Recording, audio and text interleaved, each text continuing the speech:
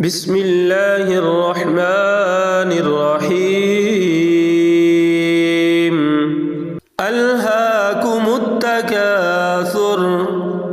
حتى زرتم المقابر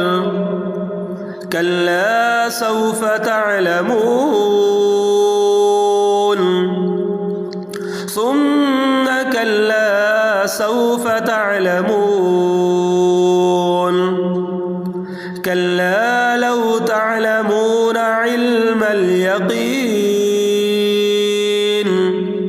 لترون الجحيم ثم لترونها عين اليقين